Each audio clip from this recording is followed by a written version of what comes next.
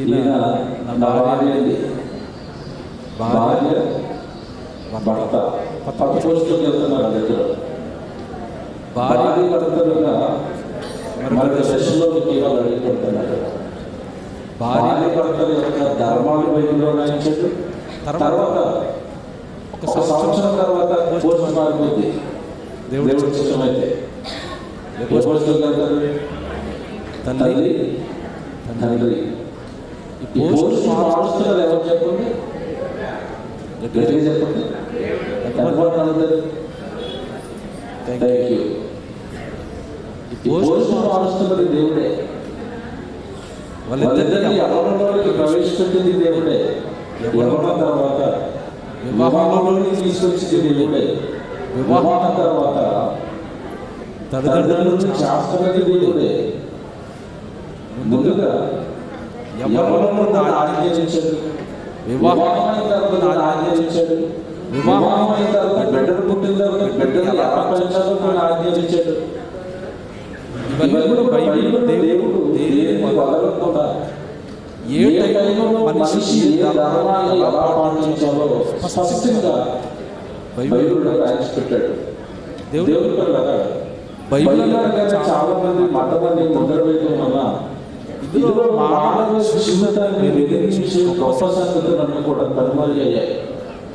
దేవుడు ఈ వివాహ వ్యవస్థను ఏర్పాటు చేసిన దేవుడు, యవ్వనంలోకి తీసుకొచ్చింది దేవుడు, వివాహం వరకు ప్రతి మనుషుణ్ణి తీసుకొస్తున్నది దేవుడు. ఎందుకండి ఇవన్నీ దేవుడు జరిగిస్తున్నాడు అంటే, బైబిల్లో ఒక మాట తెచ్చేసి అందరూ బైబిల్ తెచ్చిన వాళ్ళు తెరచి చదవండి. మత్తయి సువార్త 19వ అధ్యాయము 16వ వచనం దయచేసి బైబిల్ తెచ్చిన వాళ్ళు తెరచి చూడండి. ఒక మాట బైబిల్ తేనవారు దయచేసి దేవుడు ఏం చెబుతున్నాడో ఒక్క మాట మీరు చెవులారా. ఎందుకంటే కొద్దిసేపట్లో వివాహం కార్యక్రమం ప్రారంభం అయిపోద్ది, మనం అందులోకి వెళ్ళిపోతాం, తర్వాత చక్కగా మరి లంచ్లోకి వెళ్ళిపోతాం. కనుక ఈ కొద్ది నిమిషాలు కాస్త ఆలోచిస్తూ, నేను ఎక్కువసేపు చెప్పను, చెప్పేవి కొన్ని మాటలైనా కాస్త ఆలోచించండి. మత్తయి సువార్త 19వ అధ్యాయము 16వ వచనంలో యేసుప్రభు మాట్లాడుతున్నాడు. ఇదిగో ఒకడు ఆయన యొద్దకు వచ్చి, బోధకుడా, మత్తయి సువార్త 19వ అధ్యాయము 6వ వచనం అండి, 6వ వచనం, లేదంటే పైన 5వ వచనం చదివినా బాగుంటుంది. 5వ వచనం అండి, మత్తయి సువార్త 19వ అధ్యాయం 5వ వచనం. ఇందు నిమిత్తము పురుషుడు తల్లిదండ్రులను విడిచి తన భార్యను హత్తుకొనును, వారిద్దరూ ఏక శరీరముగా ఉందురని చెప్పిననియు మీరు చదవలేదా? కాబట్టి వారికను ఇద్దరు కాక ఏక శరీరముగా ఉన్నారు గనుక దేవుడు జతపరిచిన వారిని మనుష్యుడు వేరుపరచకూడదని చెప్పాను. బాగా వినాలి. ఒక మాట చెప్తున్నాడు అండి యేసుప్రభు ఇక్కడ. దేవుడు జతపరిచిన వారిని మనుషుడు ఏం చేయకూడదంట? వేరు చేయకూడదు. అంటే జతపరుస్తున్నది ఎవరు చెప్పండి? ఎవరు? దేవుడా? మనం అనుకుంటాం మాకు సంబంధం చూసింది పలానా పెద్దండి, ఎవరో పెద్ద ఆయన మాకు సంబంధం చూస్తే అమ్మాయి పలానా చోట ఉందని, అబ్బాయి పలానా చోట ఉన్నాడని, ఒక ఆయన మీడియేటర్ మధ్యవర్తి మమ్మల్ని ఇద్దరిని ఏకం చేశాడండి అని మనం అనుకుంటాం. అసలు అక్కడ మీరు ఉన్నారు అని, ఇక్కడ అబ్బాయి ఉన్నాడు అని, అక్కడ అమ్మాయిని పుట్టించింది, ఇక్కడ అబ్బాయిని పుట్టించింది ఎవరు? దేవుడు. ఎందుకంటే దేహం అనేది తల్లి గర్భంలో కట్టేది దేవుడు తప్ప మనుషులు కట్టలేడు. కడతాడా? మనిషిని ఎవరినైనా జుట్టు ఊడిపోయిన తర్వాత, చాలామందికి జుట్టు పోయిద్ది కదండి, జుట్టు పోయినప్పుడు ఖచ్చితంగా నేను అందంగా కనపడాలనుకున్నప్పుడు ఏం పెట్టుకుంటున్నారు? విగ్గెట్టుకుంటున్నారు. విగ్గెట్టుకుని కర్మే ఉంది, జుట్టు తయారు చేసుకుని మొలిపించుకోవచ్చు కానీ నెత్తి మీద అవదు. వెంట్రుకను కూడా, నెత్తి మీద ఉన్న వెంట్రుకను కూడా మనిషి తయారు చేయలేడు. అది మనిషి యొక్క దీనస్థితి. కాబట్టి దేహాలు అనేవి దేవుడే ఇస్తాడు. తల్లి గర్భంలో కట్టాడు పసిబిడ్డగా, 10 నెలలు నీకు అక్కడ అవయవ నిర్మాణం చేశాడు, భూమి మీదకి పంపించాడు, యవ్వనంలోనికి ప్రవేశపెట్టాడు, మరొక చోట కుమార్తెను పుట్టించాడు. వీళ్ళిద్దరిని ఎవరు జతపరిచారంట? దేవుడు. దేవుడు జతపరిచిన వారిని మనుషులు ఏం చేయకూడదు? ఎందుకు మనుషులు వేరు చేయకూడదని రాశాడు బైబిల్లో? ఎందుకు చెప్పాలి? ఈరోజు కోర్టులో ఎక్కువ పెండింగ్లో ఉండిపోయిన కేసులు ఏ కేసులో తెలుసండి? ఏ కేసులు? డైవర్స్, విడాకుల కేసులు. ఎందుకు వెళ్ళిపోయారు విడాకుల వరకు? ఎందుకు వెళ్ళిపోయారు? కూర నచ్చలేదని ఒక ఆయన, నాకు ఇష్టం వచ్చినట్టుగా ఆవిడ మాట్లాడట్లేదని ఒక ఆయన. ఏమంటే విడాకులకి వెళ్ళిపోతున్న కారణాలు ఎంత దారుణంగా ఉన్నాయి తెలుసా? ఈ మధ్యకాలంలో మీకు తెలిసింది కదండి, సినిమా వల్ల 6 నెలలకు ఒక పెళ్లి చేసుకుంటూ ఉంటారు, సంవత్సరానికి ఒక పెళ్లి చేసుకుంటూ ఉంటారు. వాళ్ళు ఎందుకు పెళ్లి చేసుకున్నారో తెలియదు, ఎందుకు విడిపోయారో తెలియదండి. టీవీ వాళ్ళకేమో అదే వార్త, దగ్గితే వార్త, తుమ్మితే వార్త. మన ఈ మధ్యకాలంలో చూశారుగా, తీవ్ర అనారోగ్యంతో బాధపడుతున్న సమంత గారని వేసాడండి టీవీ 9లో. ఇంతకీ ఏంటంటే దగ్గు వచ్చిందంట ఆవిడికి. దగ్గు వస్తే వార్త, తుమ్మితే వార్త, వాళ్ళు విడాకులు తీసుకుంటే వార్త. ఎందుకు విడాకులకు వెళ్ళిపోతున్నారు? ఎందుకు విడాకులకు వెళ్ళిపోయారు? కారణం ఏంటంటే అడిగితే ప్రజలు ఏ కారణం ఉండదు, ఏ కారణాలు పెద్దగా ఏమి ఉండవండి. విడిపోతున్నారు. పెళ్లి చేసుకున్న సంవత్సరానికి విడిపోతారు, పెళ్లి చేసుకున్న 6 నెలలకే విడిపోతారు. ఏమండి, పెళ్లి రోజు ఈ ప్రసంగం ఎందుకు చెప్తున్నాడో మీకు అర్థమవుతుంది.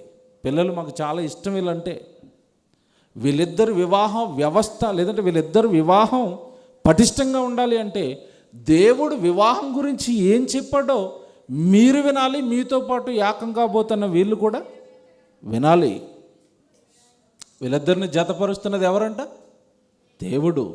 దేవుడు జతపరిచిన వారిని మనుషులు ఏం చేయకూడదు? వేరు చేయకూడదు. వాళ్ళిద్దరి మధ్యలోకి తల్లిదండ్రులు వెళ్ళడానికి కూడా అధికారం లేదు, అత్తమామలు వెళ్ళడానికి కూడా అధికారం లేదు. బైబిల్ ఇది. ఒక్కసారి వివాహం ద్వారా దేవుడు జతపరిచిన తర్వాత మనుష్యులు వెళ్ళకూడదు, అందులోకి మనుష్యులు వెళ్ళకూడదు. ఒకటి చేసింది ఎవరు? దేవుడు. మనుషులు వెళ్తే ఏం జరుగుతుంది? వెళ్ళిన మనుష్యులను పట్టుకుంటాడు. ఒకవేళ ఏమంటే ఎక్కువగా పాపం విడాకులకు వెళ్ళిపోయేది ఒకప్పుడు భర్తలు వెళ్ళేవారు. నా భార్య బాగోలేదండి, రంగు బాగోలేదండి, పెళ్లి చేసుకున్నప్పుడు మేకప్లో చూసి చేసుకున్నాడు. ఏమండి, పెళ్లి కూతురుని చూపించినప్పుడు పెళ్లి చూపులు ఎలా చూపిస్తారు? ఆ పక్కింటోళ్ళ నగలు, ఈ పక్కింటోళ్ళ నగలు, అందరి నగలు ఈవిడికి వేసేస్తారు పట్టుకొచ్చి. పెళ్లి చూపుల్లో పెళ్లి కొడుకు ఏమనుకుంటాడంటే, పర్లేదు బాగుంది బంగారం, మా ఆవిడని చేసుకుంటే లైఫ్ సెట్ అయిపోద్దని ఈయన ఓకే అనేసాడు. తీరా వివాహం అయ్యి ఇంటికి వెళ్ళిన తర్వాత ఏవమ్మా నగలంటే, అవి ఎక్కడవండి మా పక్కింటోళ్ళు అని చెప్పింది ఆవిడ. అంతే. ఇంకా చేసుకున్న తప్పుగా 6 నెలలు భరించాడండి. 6 నెలల తర్వాత దేనికి వెళ్ళిపోయాడు? విడాకులకి. అంటే తుమ్మితే విడాకులు, దగ్గితే విడాకులు అండి. ఈ మధ్యకాలంలో బాగా వినండి, ఒక లాయరు ఇంటర్వ్యూ ఇస్తున్నాడండి. లాయర్ గారిని ఇంటర్వ్యూ చేస్తున్నారు.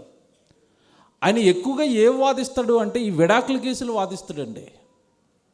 ఈ యాంకరు అడిగాడు బాధ్యతగా, ఏమండి మనది బాధ్యత కలిగిన భారతదేశం, వివాహం అంటే ఒక చక్కటి గౌరవం ఉన్న మన భారతదేశంలో కూడా ఈ మధ్యకాలంలో విడాకులు ఎక్కువగా జరిగిపోతున్నాయి, ఎందుకండి జరుగుతున్నాయంటే నిజంగా ఆయన చెప్పాడండి ఒక మాట, నాకు బుర్ర పేలిపోయింది. నాకైతే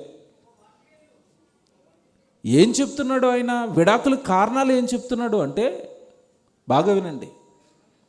2 డాక్టర్లు అండి కేసు వాదిస్తున్నాడు ప్రస్తుతానికైనా. 2 డాక్టర్లు, వాళ్ళిద్దరు డాక్టర్స్ అండి, ప్రొఫెషనల్గా దగ్గరయ్యారు. ఆయన డాక్టరే, ఆవిడ డాక్టరే, ఇద్దరు దగ్గరయ్యారు, వివాహం చేసేసుకున్నారు. వివాహం చేసుకున్న కొద్ది రోజులకి భార్య విడాకులకు అప్లై చేసింది, భర్త కాదు. కారణం చూడండి, మీరు ఆశ్చర్యపోతారు. ఇప్పుడు ఎందుకమ్మా విడాకులకి నువ్వు వచ్చావంటే కారణం ఏంటి, ఏ కారణంతో విడాకులకి నువ్వు వచ్చావంటే ఆవిడ చెప్పిన కారణం ఏంటో తెలుసండి, నా భర్త డాక్టర్ అండి, నేను కూడా డాక్టర్ అండి. అయితే మీకు అర్థం కావట్లేదేమో, ఆయన ఎవరు, నేనెవరు? డాక్టర్ని. ఆయన నాకు ఏ పని చెప్తున్నాడో తెలుసండి, ఆయన వాడే ఇన్నర్ వేరు నన్ను వాష్ చేయమంటున్నాడండి.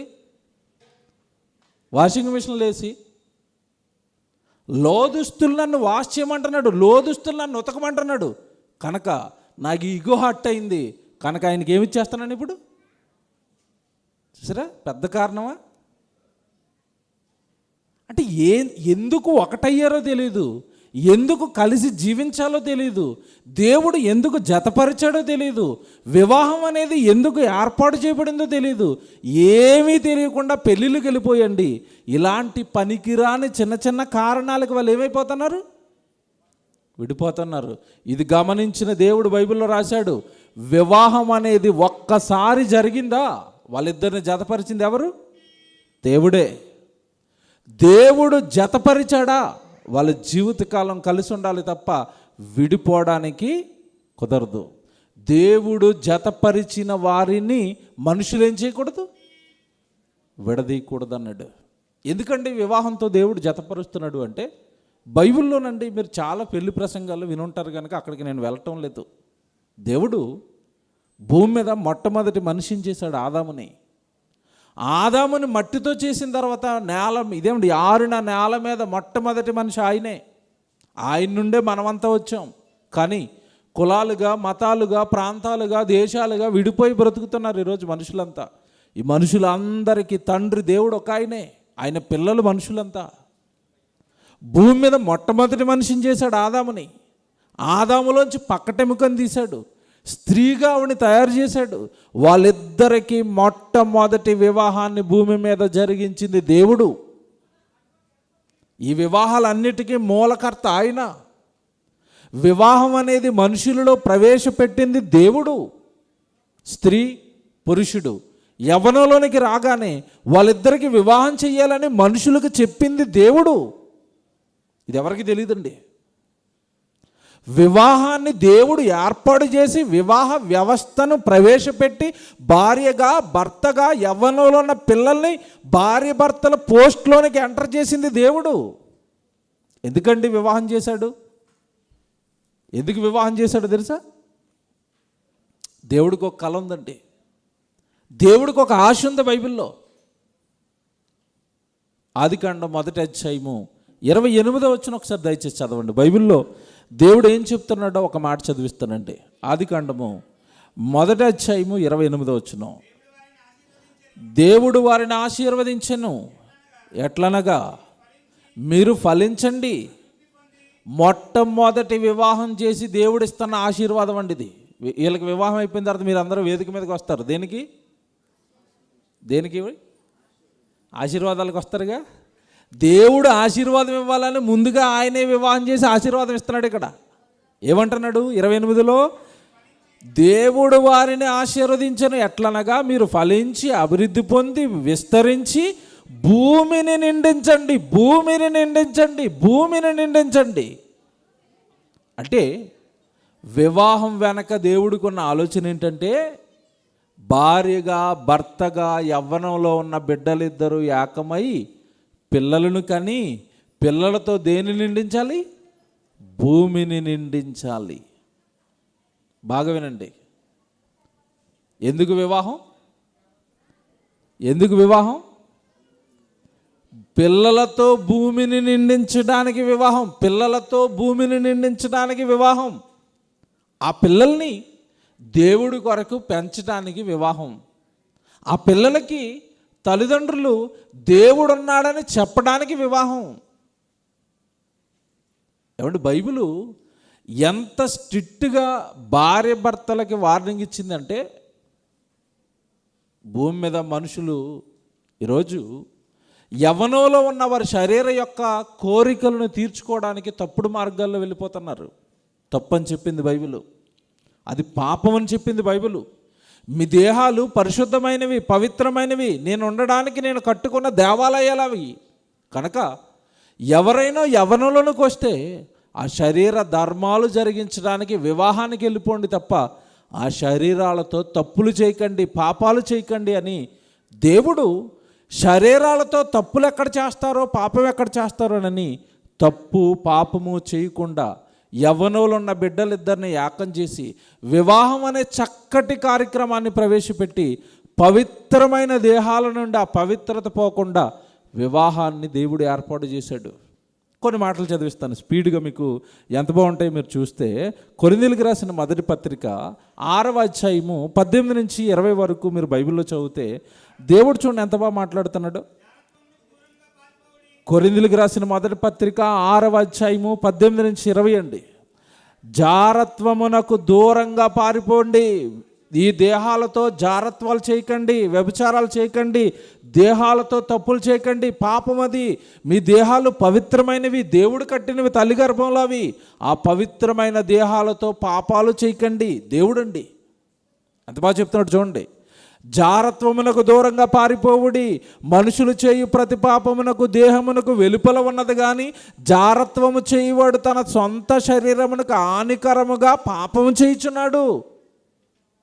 శరీరంలో ధర్మాలు నెరవేర్చుకోవాలంటే వివాహానికి వెళ్ళిపోండి తప్ప పాపాలు చేయకండి. పాపం చేసే శరీరాలు పాడు చేయకండి. నావవి, తల్లి గర్భంలో నేను కట్టిన దేహాలు అవి. చూడండి కిందకి వెళ్ళేసరికి ఎంత బాగా మాట్లాడతాడంటే 19వ వచనం, మీ దేహము దేవుని వలన మీకు అనుగ్రహింపబడి మీలో ఉన్న పరిశుద్ధాత్మక ఆలయమై ఉన్నదని మీరు ఎరగరా. మీరు మీ సొత్తు కారు, విలువ పెట్టి కొనబడిన వారు గనక మీ దేహాలతో దేవుడిని ఏం చేయాలంట? మహిమపరచండి. దేవుడి కోసం మాట్లాడడానికి నోరు, దేవుడు మాటలు వినడానికి చెవులు, దేవుడు మాటలు చదవడానికి కన్ను, దేవుడి గురించి పనిచేయడానికి చేతులు. దేహాలతో దేవుడు మహిమ కొరకు మీరు పుడితే ఆ దేహాలతో పాపాలు చేయకండి.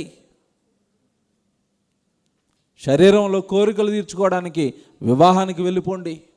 7వ అధ్యాయం చూడండి కింద, 7వ అధ్యాయం 2వ వచనం, 7వ అధ్యాయం 2వ వచనం, అయినను జారత్వములు జరుగుచున్నందున ప్రతివానికి సొంత భార్య ఉండవలెను. ఒకరికి ఒక భార్య, ఒకరికి ఒక భార్య, సొంత భార్య. దేహాల గురించి ఎంత క్లారిటీగా దేవుడు మాట్లాడుతున్నాడు చూడండి. సొంత భార్య ఉండాలి, సొంత భార్య ఉండాలి. దేహం మరొకరి వైపు చూడకూడదు, పురుషుడిదైనా స్త్రీదైనా. పవిత్రమైనవి అవి, పరిశుద్ధ ఆలయాలు అవి. కనుక వివాహానికి వెళ్ళిపోండి, చక్కగా వివాహాలు చేసుకోండి, బిడ్డలను కనండి, మీరు పరిశుద్ధులుగా ఉండండి, బిడ్డలను పరిశుద్ధులుగా ఉంచండి. బైబిల్ అండి. చూడండి కిందకి 2వ వచనం 3వ వచనం చదివేసరికి అంటాడు,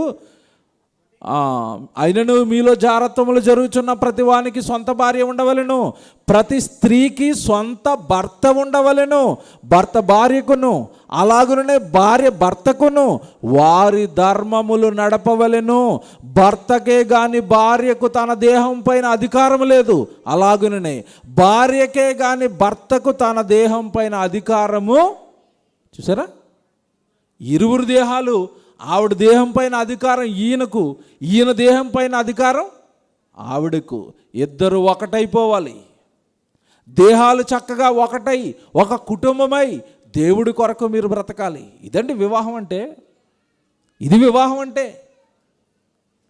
ఇందుకు జతపరుస్తున్నాడు యవ్వన బిడ్డల్ని దేవుడు.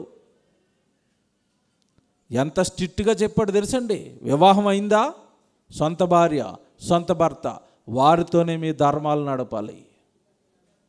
ప్రతి పురుషుడికి సొంత భార్య, ప్రతి స్త్రీకి సొంత భర్త. ఒకే పురుషుడు ఒకే స్త్రీ జీవితకాలం. మానవులు తప్పులు చేయకుండా, మానవులు పాపాలు చేయకుండా దేవుడు ఏర్పాటు చేసిన చక్కటి వ్యవస్థ అండి వివాహం. మలాకీ గ్రంథం 2వ అధ్యాయము చూడండి, దేవుడు ఎంత గొప్ప మాటలు చెప్తున్నాడో. ముగిస్తాను ఇక. మలాకీ గ్రంథం 2వ అధ్యాయం 14వ వచనం చూడండి ఏమంటున్నాడు. మలాకీ గ్రంథం 2వ అధ్యాయము 14వ వచనం అండి. అది ఎందుకని మీరు అడగగా, యవ్వన కాలమందు నీవు పెండ్లి చేసుకుని అన్యాయముగా విసర్జించిన నీ భార్య పక్షమున యెహోవా సాక్షి ఆయను, అది నీకు తోటిదై నీవు చేసిన నిబంధనకు పాత్రురాలి కదా. నీ పెండ్లి భార్య కదా. దేవుడు అంటున్నాడు, ఎవరైనా భర్తలు భార్యను విడిచిపెడితే, ఎందుకయ్యా విడిచిపెట్టావు? నీ సొంత భార్య కదా, నీ పెండ్లి భార్య కదా, మీరిద్దరూ ఒకటవ్వాలని నేను కదా వివాహాన్ని జరిగించింది. ఎందుకు విడాకులకు వెళుతున్నారు మీరు? ఎందుకు కొద్ది కాలంలోనే విడిపోతున్నారు మీరు? 16వ వచనంలో కింద అంటాడు, భార్యను పరిత్యజించుట నాకు అసహ్యమైన క్రియ. ఎవడైనా విడాకులు ఇచ్చాడా? వాడంటే నాకు అసహ్యం. దేవుడండి. ఒకటిగా ఉండండి, కలిసి ఉండండి. నేను కలిపాను, నా కలలను పండించండి, పిల్లల్ని కనండి, వాళ్ళు నా కోసం పెంచండి. అదే వివాహం అంటే. ఎవరు చెప్తున్నారండి ఇవన్నీ? వివాహాన్ని ఎవరు ఏర్పాటు చేశారో తెలియదు. వివాహంలోకి వచ్చిన స్త్రీ పురుషులు ఎలా ఉండాలో తెలియదు. గట్టిగా మాట్లాడితే ఏమంటే మన దగ్గరికి వస్తాను. యేసుబాబు గారిని అడుగుతున్నాను, పెళ్ళింది చేస్తున్నారండి యేసుబాబు గారు అంటే ఏం చెప్తారు చెప్పండి? సహజంగా మామూలుగా మాట్లాడుకుందాం. ఏముందండి, మరి మా వాడు వయసులోకి వచ్చాడు కదా కదా అమ్మాయిని అడిగామనుకోండి, అమ్మాయి తల్లిదండ్రుల్ని, వాళ్ళు కూడా అదే అంటారు. ఎదిగొచ్చిన అమ్మాయి గుండెల మీద కుంపటి, కాబట్టి కుంపటిని త్వరగా ఏం చేయాలి? దించేసుకుని ఎవరో ఒకరికి అంటగట్టి రామ్ రామ్ మీకు మాకిక, అంతే కదండి. ప్రతి తల్లిదండ్రులు ఇలా కదండి ఆలోచిస్తున్నారు. కాదండి, ఆ బిడ్డ ఈ బిడ్డ ఇద్దరు ఒకటవుతున్నది దేవుడి కోసం. వీళ్ళ కుటుంబం కాబోతున్నారు, వీళ్ళ దేవుడికి పరిచర్య చేయబోతున్నారు, వీళ్ళ గర్భాన్నించి బిడ్డ రాబోతున్నాడు, ఆ బిడ్డ దేవుడికి సేవకుడు కాబోతున్నాడు. ఇది బైబిలు. ఇందుకే వివాహాలు జరిగించుకోండి, ఇందుకే పెళ్ళిళ్ళు చేసుకోండి. బైబిల్ అండి. ఇక వివాహం అన్న తర్వాత ఏమండి, ఈ కుటుంబం వేరు, ఈ కుటుంబం వేరు, ఈవిడ ఇక్కడ పెరిగింది, ఆయన అక్కడ పెరిగాడు. సహజంగా ఏముంటాయి అంటే వీళ్ళ అలవాట్లు వేరుగా ఉంటాయి, వాళ్ళ అలవాట్లు వేరుగా ఉంటాయి. అలవాట్లు వేరుగా ఉన్నప్పుడు సుదూరంలో ఉన్న రెండు మనసులు ఒక చోట అవుతున్నప్పుడు చిన్న చిన్న డిస్టర్బెన్స్లు ఏమేమి ఉంటాయి. పెళ్ళైన వాళ్ళు చేయలేపండి ఒకసారి. పెళ్ళైన వాళ్ళు, మా జీవితంలో మాకు ఎప్పుడు గొడవ రాలేదన్న వాళ్ళు చేయలేపండి. ఇప్పుడు దించేసి మళ్ళా ఒక్క చేయలేగిస్తే ఒట్టండి. అవునా? వివాహం అన్న తర్వాత ఏమొస్తాయి?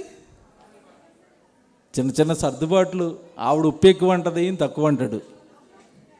ఏమండి, ఈయన కారం ఎక్కువ అంటాడు, ఆవిడ తక్కువ అంటుంది.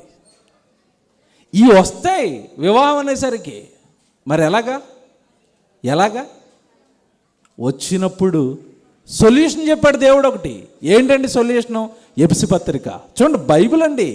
బైబిల్ దేవుడు ఏవి రాయించాడండి, సొల్యూషన్ చెప్పాడు. నాయనా, ఇద్దరు ఒకటయ్యారుగా, ఇద్దరు కలకాలం మీరు కలిసి ఉండాలి అంటే ఓ సూత్రం చెప్తాను, పాటించండి అన్నాడు. అంతే. ఏంటి ఆ సూత్రం? ఎఫెసీయులకు రాసిన పత్రిక చూడండి. బైబిల్ చూడండి ఎంత బాగుంటుందో. ఏమండి, ఎఫెసీ పత్రిక 5వ అధ్యాయం 22 చూడండి. ఎఫెసీయులకు రాసిన పత్రిక 5వ అధ్యాయము 22 చూడండి. ప్రియులరా, ప్రభువునకు వలె, స్త్రీలతో చెప్తున్నాడండి, ప్రభువునకు వలె మీ సొంత పురుషులకు లోబడి ఉండండి. ఎలా లోబడమన్నాడు స్త్రీని? ప్రభువునకు వలె. దేవుడు దేవుడు దేవుడు అని భయపడిపోతున్నారు కదా, దేవుడికి భయపడతారు కదా. దేవుడికి ఎలా భయపడుతున్నారో మీ స్వపురుషుడికి అనగా భర్తకు కూడా మీరు అలాగే లోబడండి. లోబడితే గొడవలు ఉంటాయా? ఆయన కోపం వచ్చినప్పుడు ఆవిడ సైలెంట్గా అలా పక్కన నుంచి ఉంటుంది అనుకోండి, ఎంతసేపు కోపడతాడు చెప్పండి? కోప్పడినా సైలెంట్గా ఉన్న వాళ్ళని చూస్తే ఏమొస్తుంది చెప్పండి? ఏమొస్తుంది? జాలి. మా ఇంట్లో చిన్న కుక్క పిల్ల ఉందండి, మీకు చెప్తాను చూడండి. దాన్ని చూసి మతిపోద్ది నాకైతే. మాకు గట్టిగా కోపం వచ్చేసారండి, దెబ్బలేయంగానేనండి ఏడుస్తుందండి పాపం. ఏడ్చి కర్ర నా చేతిలోనే ఉంటుందండి, ఇంకా ఏడుస్తూనే అలాగ నా దగ్గరకు వచ్చేసి ఏమంటే కాలు దగ్గర కూర్చుని కాలు మీద ఇలా కాలు పెట్టి నాలుగుతో నాగుతూ ఉంటుంది కాలు. అంటే ఏమంటుంది అది? తప్పు చేశాను, నన్ను కొట్టారు, ఇక మళ్ళీ నన్ను కొట్టకండి. ఏమన్నా మళ్ళీ వెయ్యాలనిపిస్తుందండి కాలు దగ్గర అలా కాలు నాకుతూ ఉంటే. టక్కమని ఏమంటే కర్ర అలా గీసేసి దాన్ని ఇలా ఎత్తుకుంటానండి, జాలేసేస్తుంది. అంటే ఎప్పుడైతే లోబడుతున్నారో అక్కడ ఏం పుడుతుంది? ప్రేమ. భార్య మీద ప్రేమ. అమ్మా, నీ భర్త నిన్ను ప్రేమించాలి అంటే నువ్వు ఆయనకి ఏమవ్వాలి? లోబడిపో. ఇక్కడ ఒకటి చెప్తాను, ఇదేదో బాగుందని అని ఇటు పక్కలు అనుకోవచ్చు. ఎవరు? ఆయన ఏంటండి భర్తకు లోబడిపోమన్నాడు. మరి ఇప్పుడు మాకు అధికారం వచ్చింది కనుక ఆవిడ లోబడుతుంది కనుక నా ఇష్టం వచ్చినట్టు నేను చేస్తానంటే ఊరుకోడు మళ్ళీ దేవుడు. వీళ్ళకి చెప్పాడు ఇప్పుడు.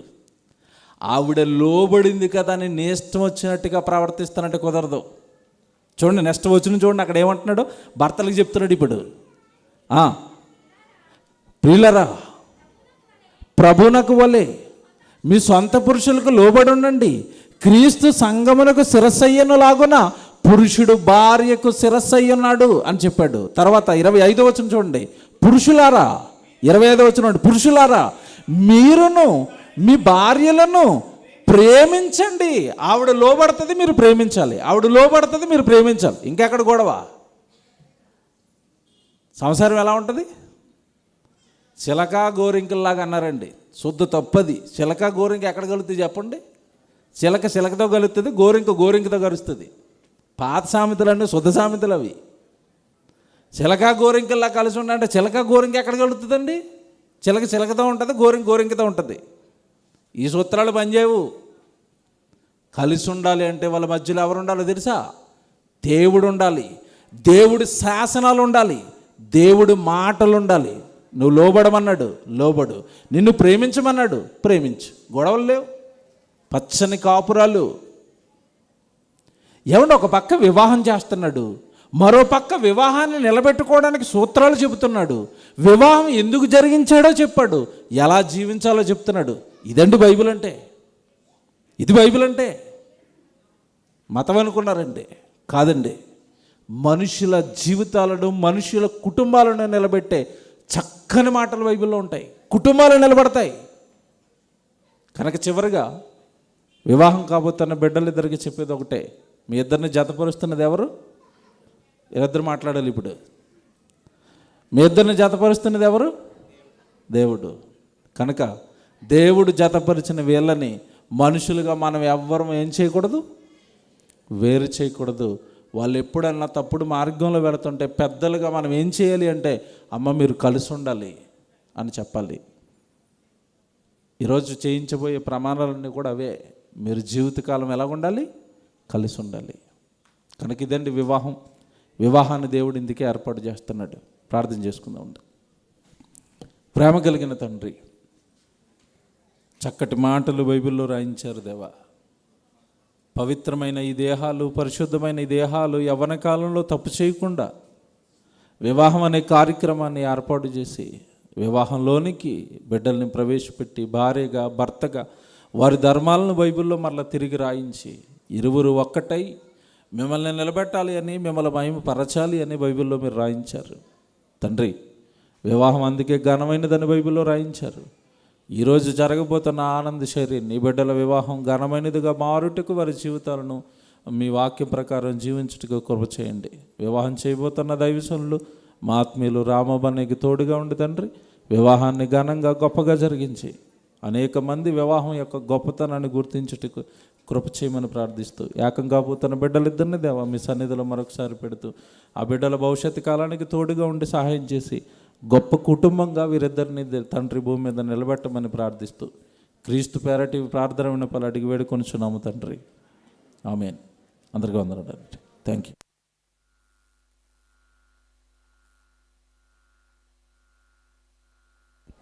హలో హలో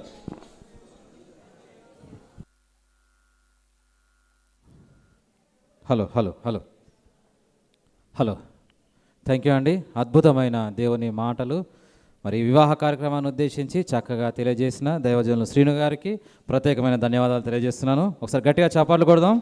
నిజంగా క్రైస్తవ వివాహంలో మరి వివాహం అనగానే స్త్రీని పురుషుని జతపరచడమే కాదు, కానీ వారి ఇరువురిని జతపరచబోయే ముందు ఈ విధంగా చక్కని దేవుని వాక్యం వినిపించడం ఆనవాయితీ. ఎందుకంటే దైవజనులు చెప్పినట్లుగా వివాహం అనగానే నేడు సమాజంలో ఏమని ఆలోచన ఉందంటే, వారిద్దరికీ వయసు వచ్చింది కాబట్టి వారిద్దరికీ వివాహం చేసేయాలి. ఇదే ఒక కాన్సెప్ట్తో లోకమంతా వివాహం చేస్తున్నారు.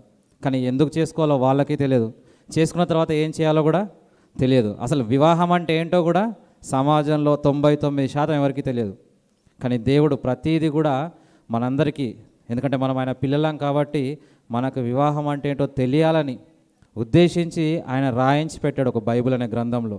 ఆ బైబిల్లో ఉన్న మాటల్ని ఈ వివాహ కార్యక్రమం రోజు మీకు అందరికీ గుర్తు చేయాలనే, వివాహం ఎంత ఆలస్యమైనా దేవుని మాటలకు ప్రాధాన్యతను ప్రాముఖ్యతనిచ్చి మీకు అందరికీ ఈ విషయాలు తెలియజేయాలనే మరి చక్కని దైవవర్తమానం మరి దైవజనులు అందించినందుకు ప్రత్యేకమైన ధన్యవాదాలు తెలియజేస్తున్నాను. నిజంగా మరి వివాహం చేసుకోబోతున్న వారి ఇరువురు కూడా ఈ విషయాలన్నీ మరి జీవితాంతం జ్ఞాపకం ఉంచుకోవాలి. వివాహం అయిన వారికి హెచ్చరికలే, వివాహం చేసుకోబోతున్న వారికి ఇవి హెచ్చరికలే.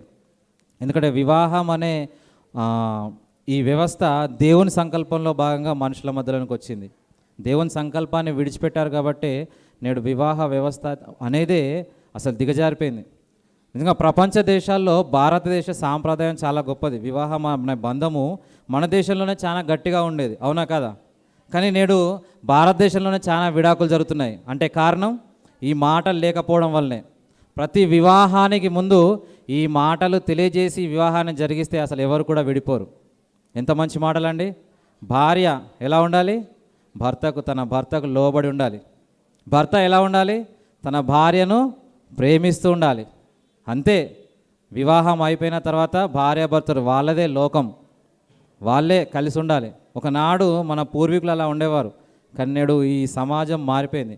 కాబట్టి మంచి మాటలు మనందరికీ గుర్తు చేస్తూ నూతనంగా జతపరచబడబోచున్న వారికి కూడా జ్ఞాపకం చేసిన దేవజనులకు ప్రత్యేకమైన ధన్యవాదాలు జతపరుద్దాం. అంతకంటే ముందుగా లక్ష్మీ కుమార్ గారు వచ్చి ఒక ప్రత్యేకమైన పాట పాడి వినిపించాల్సిందిగా మరి ఈ సమయాన్ని వారికి అందిస్తున్నాను. త్వరగా వివాహ కార్యక్రమం జరిగిపోతుంది. మరి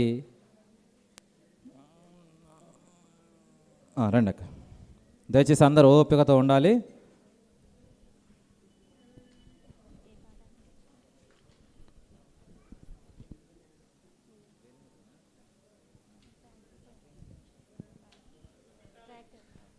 ట్రాక్ నెంబర్ 26 అన్నయ్య. చేరువచ్చిన మీ అందరికీ